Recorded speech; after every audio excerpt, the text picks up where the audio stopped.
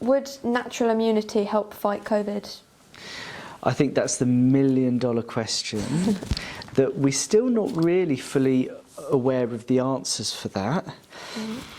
We know from the studies that people who have had COVID once are very, very unlikely to be seriously ill with COVID again. So when you have COVID, you develop natural immune response and you develop what's called immune memory. So your immune system remembers if it's exposed to the virus again and can develop antibodies very, very quickly.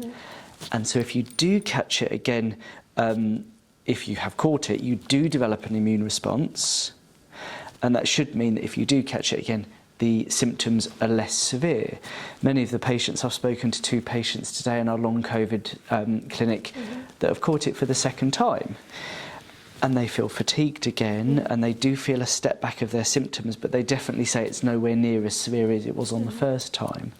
So catching COVID is a way of developing some immunity, but because when someone catches COVID, there's no really good way to predict how severely someone's going to be affected, it's not a good idea to go and catch COVID in order to become immune.